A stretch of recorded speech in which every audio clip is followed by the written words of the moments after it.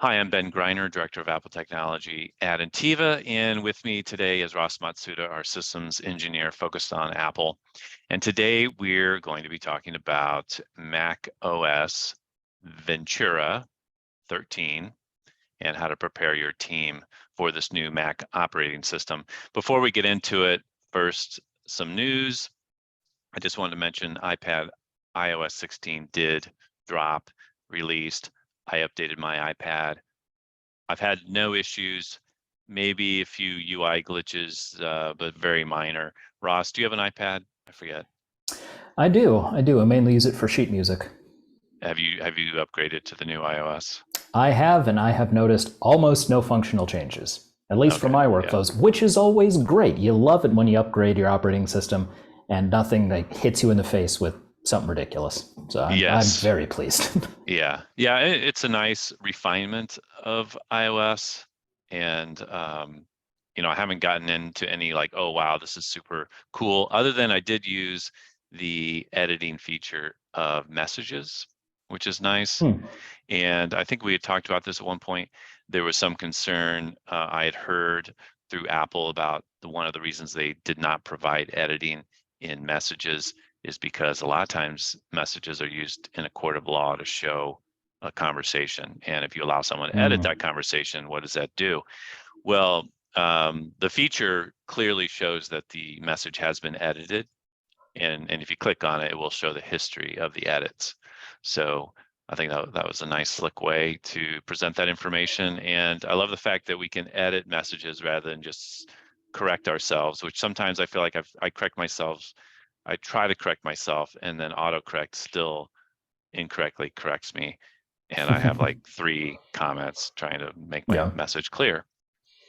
But yeah, iPad iOS security. This is something that we mentioned last time, but I want to mention it again. Is we changed the way we report on encryption, and we're trying to encourage all of our clients to get their Macs, especially their notebooks, encrypted. And please, as a primary contact, if you don't have access to VisionBot, request it from us. You can see all of your Apple devices that are in our management system, and you can see who's encrypted and who's not. And the reason we rely on VisionBot to audit who's encrypted or not is even though we can enforce encryption on a device, the user sitting at the machine has to click the prompt and in many cases log out or restart. And if they don't do that, which is very easy to say, I'll do that later, I'll do that later, I'll do that later, they will not do it. So you may need to nudge them, you as the maybe manager or someone closer to them than we are, saying, hey, I see that you need to encrypt your computer and here's why. Did I miss anything on that, Ross? Does that sound good? No, that's pretty much it. We'll also push out some users may notice file vault permissions repair pop-ups. We don't have this live with a lot of clients, but we're hoping to broaden that net soon.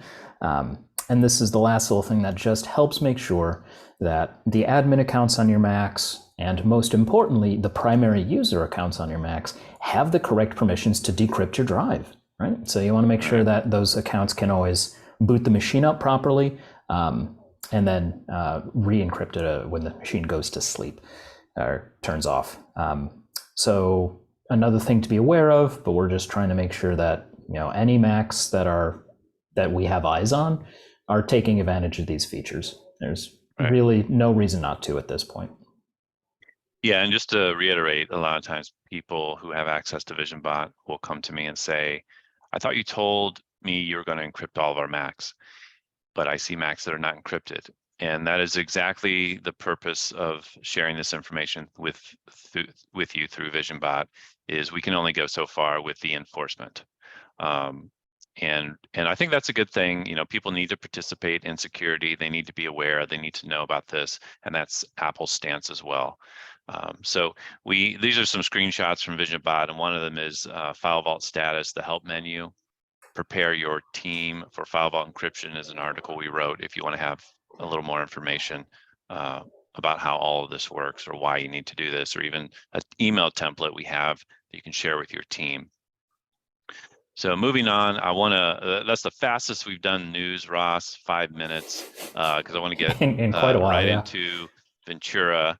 And so a couple things. One of the reasons why I'm sitting with a background that I don't normally have, and I'm actually in a different chair on a different computer, is because I wanted to present this using the latest Mac operating system. And we have a test Mac Mini, an old 2008 Mac Mini that we're running Ventura on. This is not my day-to-day machine. And I had forgotten that because this is a test machine, Bluetooth doesn't work on this machine. And so I can't use my AirPods. That's why I'm plugged in with this big headset. And I couldn't use AirDrop to even get the presentation over here. So I had to use old-fashioned hard drive, which I haven't used in a long time. I had to find the cable. And of course, I transferred it, and then I realized I didn't have the fonts because the fonts were only installed. So anyway, you may see some strangeness because of all of this. But this is a test machine. And I was hoping I would just log on to both machines and flip back and forth. But due to the fact the way our licensing works, SSO integration, Zoom only allowed me to be logged into one machine at a time. So I didn't want to go through that. So I just said, I'll just do the presentation from here. Let's see how it goes. So far, so good. macOS Ventura was released, and I want to talk about these dates because I think they're important. October 24th. So has it been a week yet? It's been, yes. Yeah, it was on Monday. Yeah. Okay, so it was a week on Monday that was released. If those machines, if your machines are in our management system, we do block Ventura from running. Correct, Ross? To the best of our ability. It is inevitable that some users will sneak through. There's a lot of possible reasons why the block, might be able to be circumvented, but for the vast majority of machines, yes, starting on launch day, your users should not have been able to download the operating system updater from the App Store, nor should they see it available in system preferences if they go to software updates. Again, there are some opportunities for shenanigans there, but by and large, the blocker is up and running and operational. Yeah, I want to go to support.ntiva.com. Why is this taking me here? Excuse me. Am I typing this right? Support.ntiva.com. Our help center, no. Yeah, just finish the URL. It's trying to auto-complete you into that other URL with a suggested website. Well, geez, that's frustrating because... Isn't it lovely? Support.ntiva.com. So now... / maybe? Sure. Yes. There we go. Well, do you think that's I've not run into that before. Is that a Ventura thing? Do they just do something trying to help me?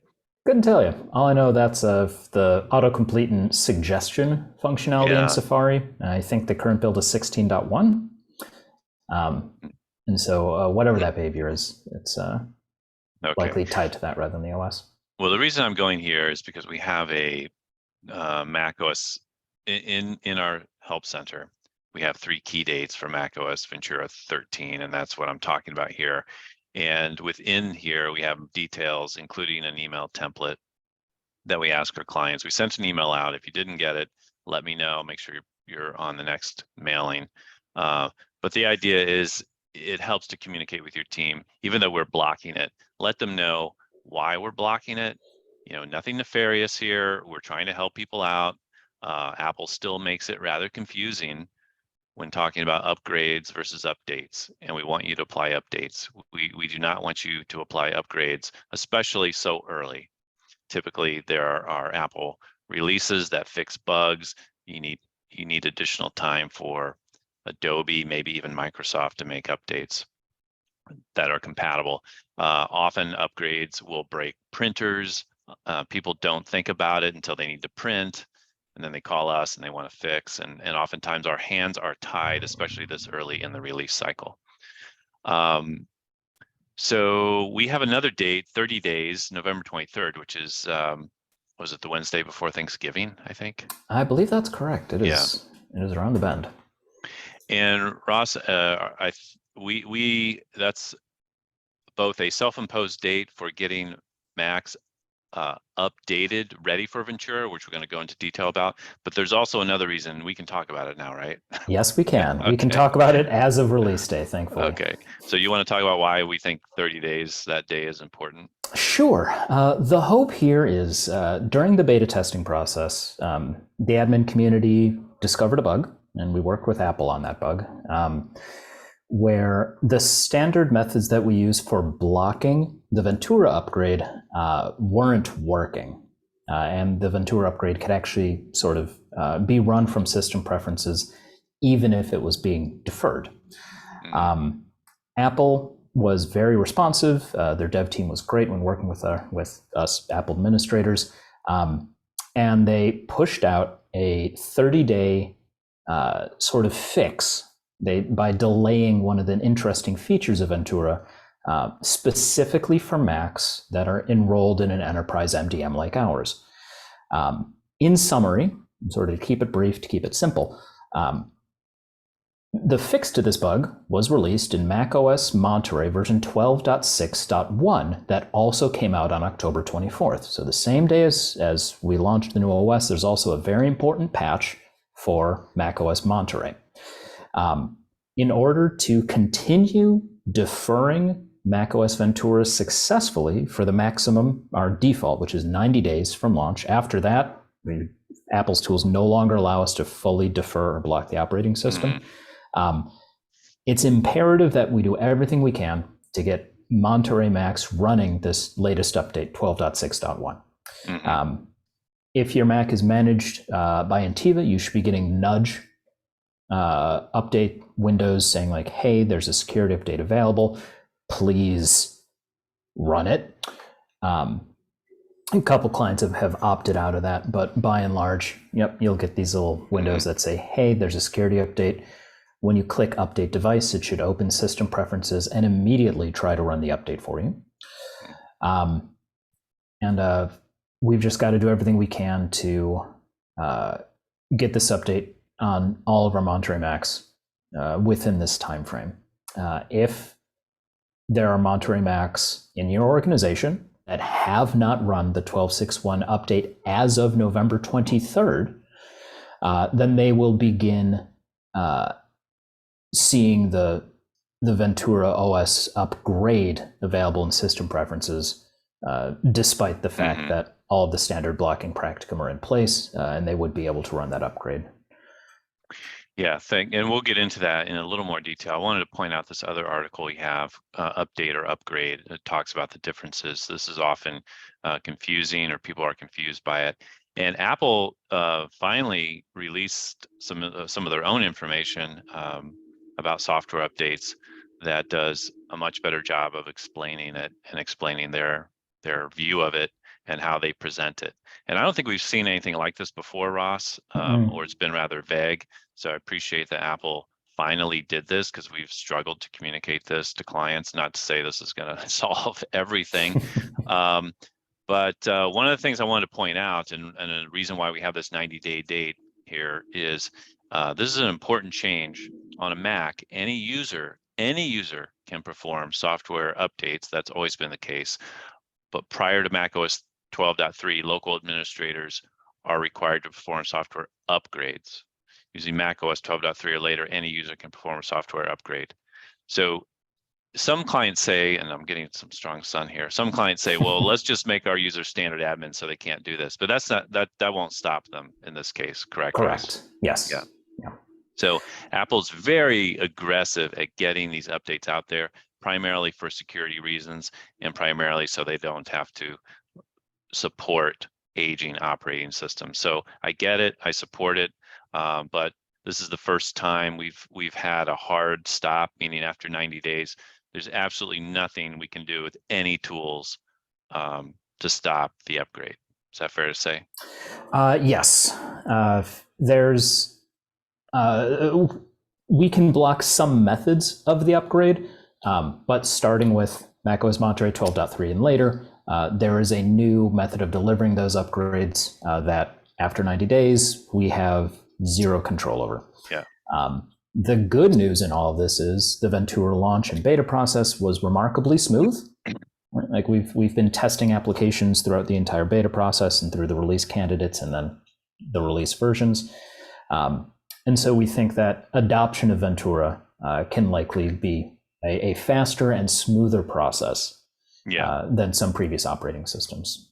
Yeah, so our goal would be to get everyone on Ventura, in January, if possible. Yeah. So we'll keep tracking it. Maybe sooner we'll announce it if we think it's safe. But just to reiterate what we talked about, that 30 days are, and this is twofold.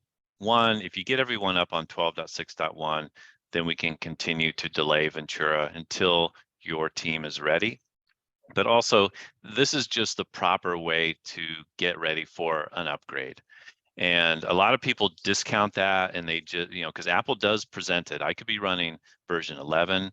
The previous was a Big Sur. Yep. Yeah, I could be running Monterey version 12.0 or 12.6, or maybe it was 12.5, whatever came before 12.61. I could not be up to date. Apple will still present to me both the ability to upgrade and update. And really what I want to do is run all my updates until there are none left. I think I actually have a screen grab further here. Well, that's not a very good one. Checking for updates. Okay, I don't have a good screen grab. But you want to run all your updates in preparation for upgrading. That is the best practice. And once again, VisionBot is key to checking on your team's status and seeing if they're all running, not just 12 Monterey, but you can run a device report and see exactly what version they're running. And so the goal is all of us working together, get everyone on Monterey 12.6.1 so that they can go to Ventura. And yeah, so this is just a reiteration that even though this Mac is running, and I don't like the new About window, it looks very unfinished, but this Mac is running Ventura 13.0, but 12.6.1 is the goal for everyone. And there is still an update bug. So this is complicating things, but there's still an update bug. And if you're not seeing the updates, contact us. We do have a way around that, including in some cases installing macOS Monterey through Mac Manage. But there are less invasive ways to get around that, including this is my test Mac, I don't have Mac Manage on here, but we have an article about how to update, and well, it's right here. So I'm right here, nudge notification. So at the bottom of this article, we have troubleshooting here. I know there's an update available, but the software update window says I'm running the newest OS allowed by my administrator, and we have fixes around that. At the end of the day, if trouble applying updates, if you don't know what to do, contact us. We will help you get updated. There's no reason why everyone on your team should not be updated. Mm-hmm. So back to Ventura. And Ross, I don't know, Ventura. I go back and forth on how exactly to say it. I'm going with the hard T instead of the ch sound. Okay. Ventura. Ventura. I'll try to stick to each their own. So first of all, how to get ready? Is your Mac even compatible? And I feel like, and maybe I'm wrong, maybe it's just a feeling that this is a more restrictive OS than previous OSs when it comes to compatibility, or am I wrong on that? No, it's. I think you're pretty on point here, and we're seeing the transition, right? Because I think Monterey, when it launched, was the first Apple operating system to not support portables that didn't have Retina displays. Right, so they stopped bundling those at 1x resolution files that were used for lower res monitors. And so that was sort of like the big cutoff there, was going into Monterey. Going into this, we're obviously starting to transition into this point where Apple's expecting to be focusing more and more development specifically for Apple Silicon machines. And so I have a feeling over the next couple of years, we're going to start seeing those fall off as well. That being said, as business users, we usually expect Macs to have a business shelf life about 3 to 5 years. Consumers can go up to like 5 to 7, which is great. And so I think that these numbers are pretty reasonable for most organizations. Where if you have machines that are not compatible with Ventura, we should probably talk about getting ready to retire those and getting updated hardware in your hands. Right. We don't yet have a little bug in VisionBot that identifies whether a Mac is compatible. Maybe that's something we can add. That might be a nice feature.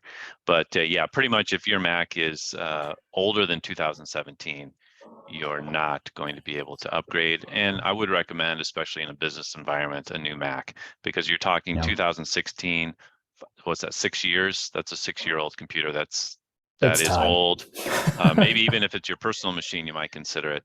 I know a lot of people say, I just bought this Mac, it's like, well, 2016 does feel like yesterday, but no, it was 6 years ago. Disk space. This is something we've run into in the past. I noticed Ventura was advertised as 12.5 gigs, although I think when I did a screen grab, it was showing only 4 gigs. So I don't know if that's. Would you like me to explain why that's the case, or should we come back to that? Well, let's do a quick summary. What are we looking at here? In summary, this is the reason why we're trying to get 12.6.1 on as many machines as possible. Starting with macOS Ventura, Apple is now giving the ability for your macOS Monterey-based machines to perform what's called a Delta upgrade.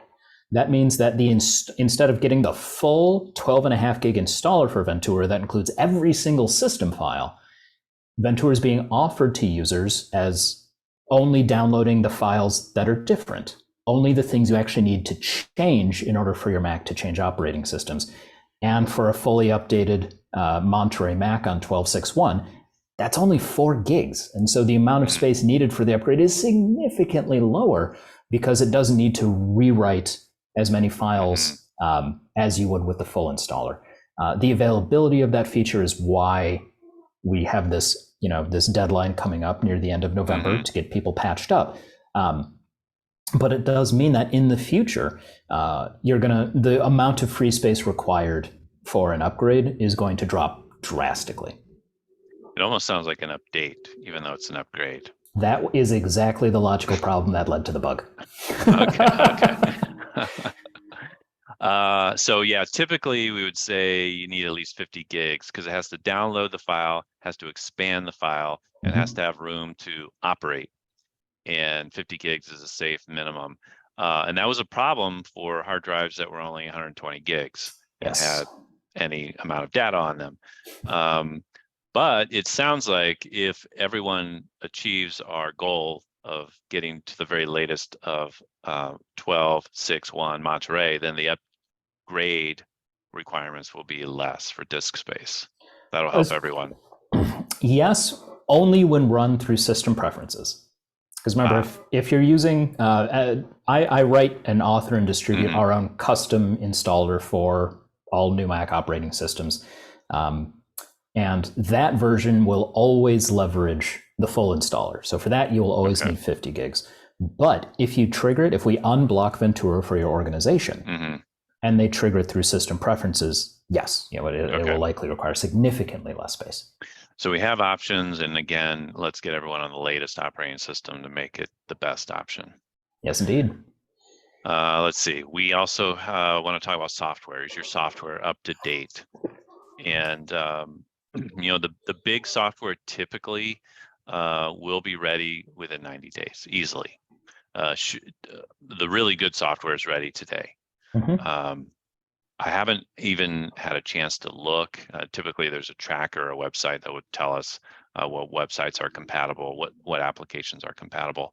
I don't know if you've heard anything, Ross, or anything's on the radar, but you just have to be aware of what you're using. Like if you use Zoom every day and Zoom doesn't work, that's a problem. Clearly, Zoom is working on the latest operating system. We're using it. However, I will note, I went to Zoom and I downloaded what was presented to me as the very latest. And then when I launched it, it said there was actually a much newer version, which I found a little odd because I went to Zoom to get the installer and immediately had to apply a pretty significant update. So I don't know if that's just them trying to catch up with the latest operating system or not.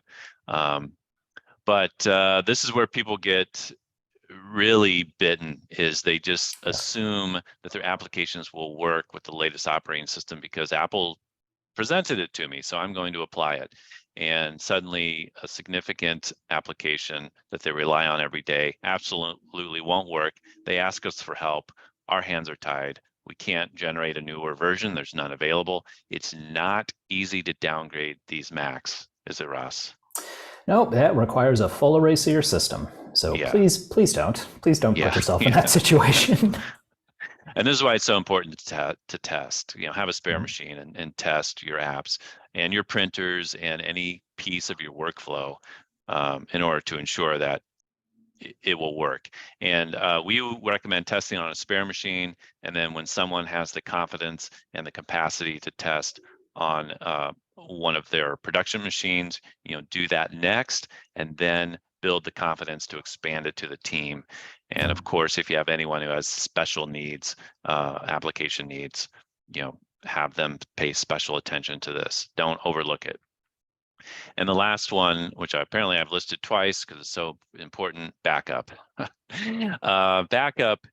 This is more of a let's play it by the book. Like I know plenty of people who don't back up their computer, including me on this test machine. I did not back it up before I upgraded because frankly, if something happened, I wasn't that concerned. Bluetooth's already broken on this machine. It's out of warranty. Okay, whatever.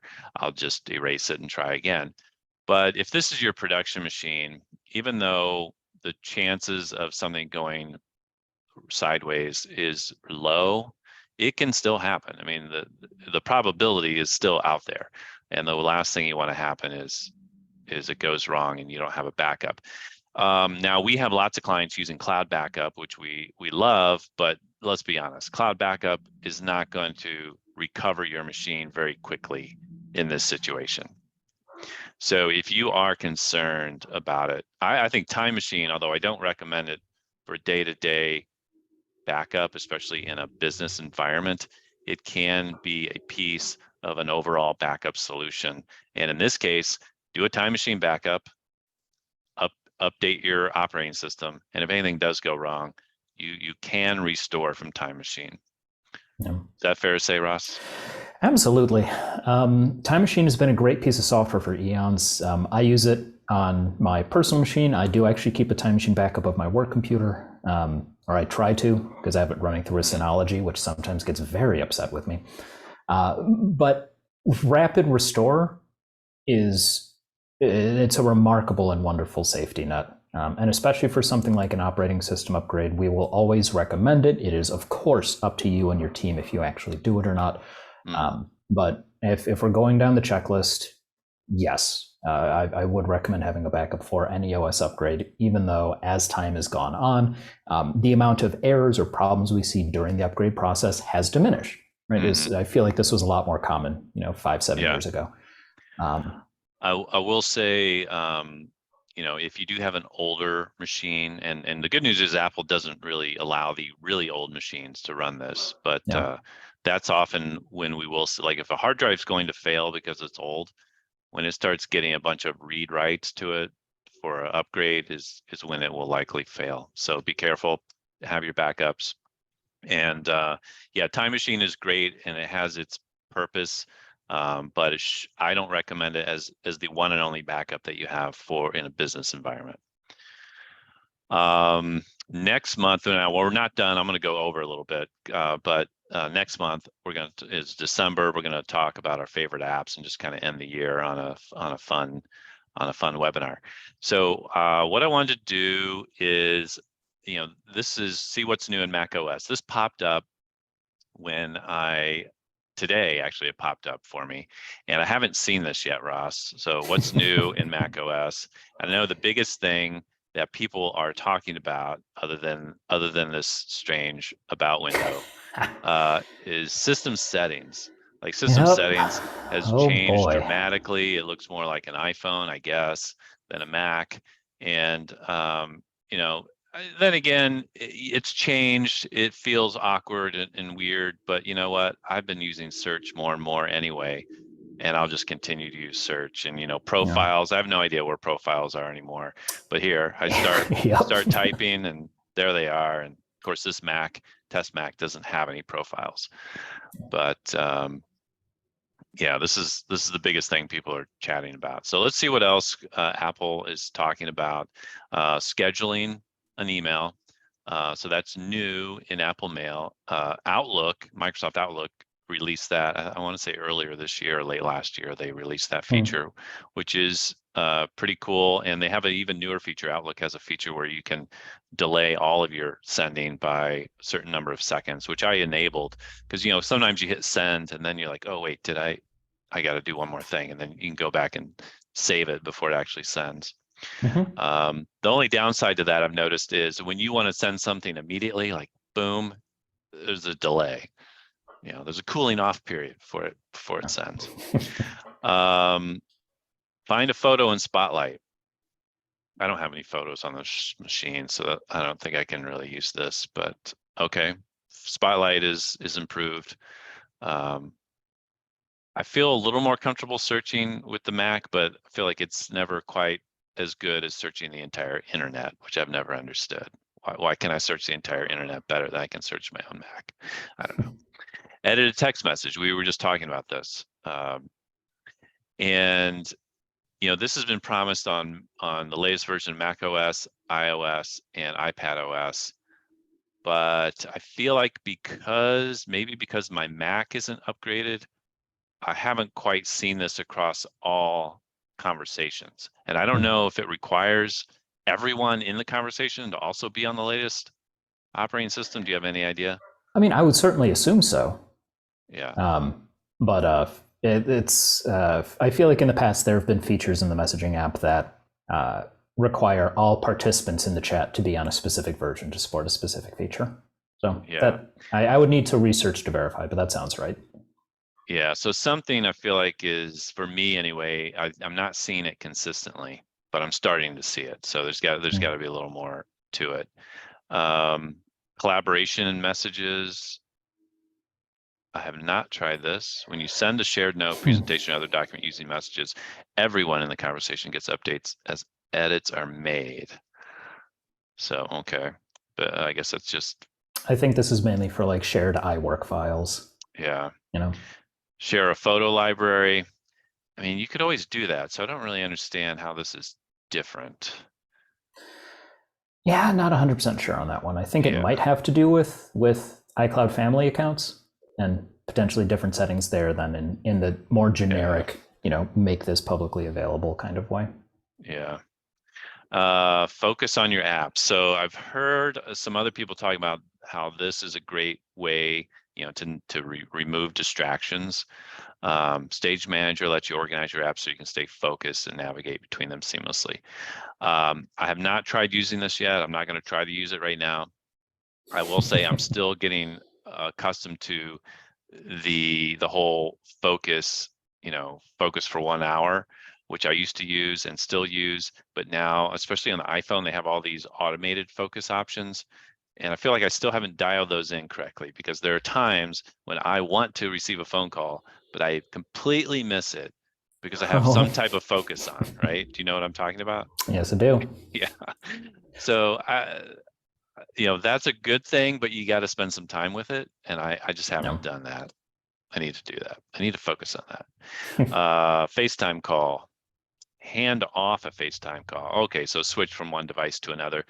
I feel like this should have been there by now. So it's almost like, oh, really? We could only now can we do this? Yeah, it's catching up with Zoom. Yeah, but that's good. Okay, explore more tips, essentials, welcome to Mac. So that's the little Apple preview. And I must say in my general exploration of just very roughly testing some things here, the only thing that stood out is profiles. Anything you've noticed, Ross, in your testing? There's other features that we don't really have time to get into right now. Continuity camera, so you can use your iPhone as a webcam for your Mac for video conferencing. There's new security notifications that appear when you plug in third-party peripherals, especially storage devices, just to make sure that, you know, someone doesn't. It's to protect your hardware, so you're not in a situation where you plug something into your computer, or God forbid someone else does, and it can just immediately act on your machine. And then one of the other ones is going to be notification. Oh, lockdown mode is a Yeah. whole other can of worms. I read about that today. Don't turn on lockdown mode, Yeah, please. that's oh boy. In fact, we will do another webinar probably in January on Ventura, like after we've had time, and we can go into some of these other features. But for now, I really want to focus on getting everyone up to date and ready for Ventura. Yes. But don't go there yet unless you have a business use case or you have a spare machine. Certainly encourage the testing, and if you need the blocker released, or if you want us to stop blocking a particular machine, we can do that. Yeah, the last word I want to get in here about the testing process. Again, like we said earlier, we strongly recommend doing this on a non-production machine, or in general on a machine that, were it to run into an incompatibility, would not cause significant disruption for you and your organization, right? If once you have that device selected, please contact us. We can either lift the block just for that machine or make the installer available in Mac Manage so you can run it just on that device, not on any others, which is great. We will often ask you during this testing process to identify your business critical applications. These are the things that you need to make sure will work in your environment in Ventura before you can say, yes, this is great, let's make it happen. So give a little bit of thought to that. What are the sites, services, and applications that are absolutely indispensable for you? And then the last thing to mention is, once we've confirmed and you've confirmed that all of your applications are great, everything loads in Ventura and behaves just the way you want, we may still recommend waiting on releasing the blocker until Apple's first point update. We often wait for the 0.1 release. So right now we're on 13.0, the initial launch of the OS. 13.1 is already in beta testing. And we may say, if possible, now that we know everything's good, we'll mark it down. Yes, you've approved. Your tech stack is compatible with Ventura. We'll wait until the launch of 13.1 and then lift the blocker so that your team can begin upgrading. Yeah. Very good. Okay. Well, thanks everyone. We'll see you next month where we talk about our favorite apps and get in the holiday spirit and all that. And enjoy the rest of your week. Thanks. Bye. Take care.